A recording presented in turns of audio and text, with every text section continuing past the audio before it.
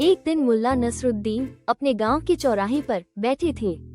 तभी कुछ गांव वाले उनके पास आए और बोले, मुल्ला, हमारे गांव में 3 लोग हैं जो खुद को सबसे बड़ा बुद्धिमान मानते हैं, लेकिन उनकी हरकतें मूर्खता से भरी होती हैं। उनकी वजह से पूरा गांव परेशान है। मुल्ला ने सोचा, क्यों न इन तीनों को सबक सिखाया जाए। उन्होंने गांव वालों से कहा, उन्हें मेरे पास भेजो, मैं उनकी परीक्षा लूंगा। पहला व्यक्ति मुल्ला के पास आया। वो आत्मविश्वास से भरा हुआ था और बोला, मुल्ला, मैं सबसे बुद्धिमान हूँ, आप मुझसे कोई भी सवाल पूछ सकते हैं। मुल्ला ने मुस्कुराते हुए पूछा, अगर किसी कुएं में पानी नहीं है तो उसे कैसे भरा जाए। वो व्यक्ति सोचने लगा और फिर बोला, कुएं में पानी डालने के लिए मुझे पहले दूसरे कुएं से पानी लाना होगा।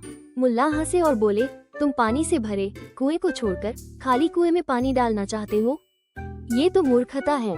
पहला व्यक्ति शर्मिंदा होकर चला गया। दूसरा व्यक्ति आया जो अपने कपड़ों और बातों से खुद को बड़ा विद्वान दिखाने की कोशिश कर रहा था। उसने कहा, मुल्ला, मैं इतनी किताबें पढ़ चुका हूँ कि कोई मुझे मूर्ख नहीं कह सकता। मुल्ला ने पूछा, अगर तुम इतने बुद्धिमान हो तो ये बताओ कि सूर्य और चंद्रमा में कौन बड़ा है। उसने गर्व से कहा, सूर्य बड़ा है क्योंकि वो दिन में रोशनी देता है। मुल्ला मुस्कुराए और बोले, तो तुम कह रही हो कि जो केवल रात में रोशनी देता है वो छोटा है। चंद्रमा की रोशनी का महत्व दिन से ज्यादा हो सकता है, ये सोचने की बात है। दूसरा व्यक्ति भी निरुत्तर होकर चला गया।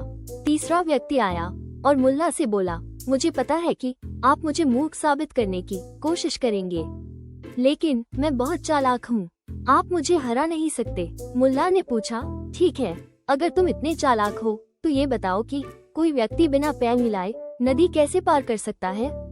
वो व्यक्ति सोचता रहा और फिर गुस्से में बोला, यह असंभव है। मुल्ला ने मुस्कुराते हुए कहा, क्यों नहीं, वो नाव में बैठकर नदी पार कर सकता है। तीसरा व्यक्ति भी चुप होकर चला गया। तीनों व्यक्तियों को हारता देख गांव वाले हंसने लगे। उन्होंने मुल्ला से कहा, मुल्ला, आपने हमें सिखा दिया कि जो खुद को सबसे बड़ा समझता है वो अक्सर सबसे ज्यादा मूर्ख होता है।